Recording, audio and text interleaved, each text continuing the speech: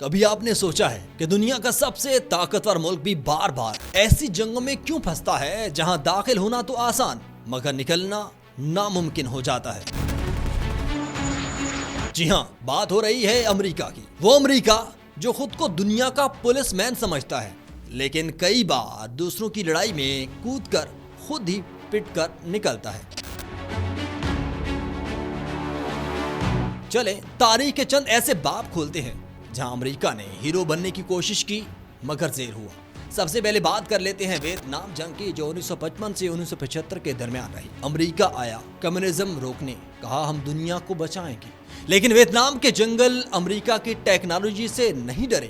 Guerrilla warfare, چھاپا مار حملے اور مقامی عوام کی مزاحمت نے سپر پاور کو گھٹنوں پر لا دیا اور نتیجہ 58,000 سے زائد امریکی فوجی ہلاک اور آخرکار ذلت آمیز واپسی۔ یہ وہ جنگ تھی جس نے امریکہ کو سکھایا کہ ہر جنگ ٹینک اور بم سے نہیں جیت جاتی۔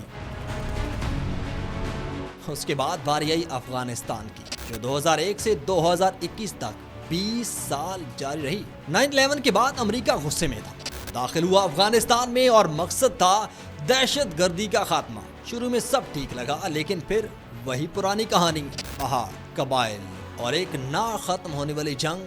20 سال، جی ہاں، پورے 20 سال بعد امریکہ کو وہی کرنا پڑا جو ویتنام میں کیا گیا تھا، یعنی خاموشی سے نکل جانا، اور پیچھے چھوڑ گیا وہی طالبان جنہیں ختم کرنے آیا تھا۔ اب عراق جنگ کی بات کر لیں جو 2003 میں شروع ہوئی، 2011 تک جاری رہی۔ یہاں تو کہانی اور بھی دلچسپ ہے۔ امریکہ نے پہلے کہا عراق کے پاس خطرناک ہتھیار ہیں تو دنیا نے مان لیا اور جنگ شروع ہو گئی،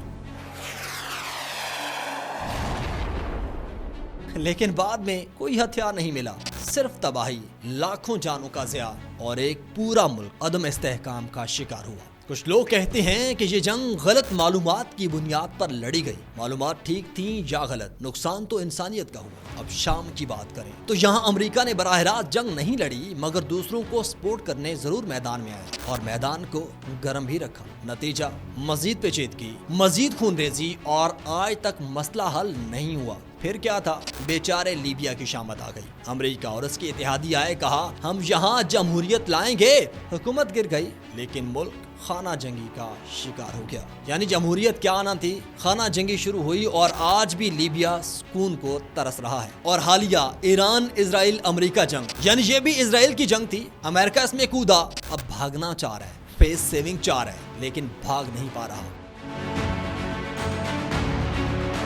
پورے خطے میں عدم استحکام ہے۔ وہ خلیجی ممالک جو امریکہ کے اتحادی تھے اس سے بڑے خوش تھے، تعلقات بہتر تھے، آج ان کا اتنا نقصان ہو چکا ہے کہ کہیں نہ کہیں وہ بھی چاہتے ہیں کہ امریکہ یہاں سے واپس چلا جائے اور کبھی واپس نہ لوٹے۔ ہر روز دھمکیاں ٹرمپ کی جانب سے، جنگ بندی کی باتیں، الٹیمیٹم دیے جا رہے ہیں لیکن ایران ڈٹ کے کھڑا ہے اور مقابلہ کر رہا ہے۔ ٹرمپ کو فیس سیونگ چاہیے، امریکہ کو اب یہاں سے بھی بھاگنا ہے، لیکن اس کے بھاگنے کے بعد یہاں حالات کیا ہوں گے یہ تو وقت ہی بتائے گا۔ ناظرین، یہاں سوال یہ ہے کہ کیا امریکہ واقعی امن لانے جاتا ہے یا ہر بار ایک نئی الجھن پیدا کر دیتا ہے؟ سر، یہ سب عالمی سیاست ہے جہاں مفادات انسانیت سے بڑے ہو جاتے ہیں اور انسانی جانیں سستی ہو جاتی ہیں۔ امریکہ کے پاس طاقت ہے، ٹیکنالوجی ہے، پیسہ ہے، لیکن ایک چیز اکثر نہیں ہوتی اور وہ ہے مقامی حقیقت کو سمجھنا۔ جب آپ کسی ملک کی زمین، اس کی ثقافت اور اس کے لوگوں کو سمجھے بغیر جنگ لڑیں گے تو نتیجہ تو یہی ہوگا، ایک لمبی جنگ، بھاری نقصان اور ادھورا انجام۔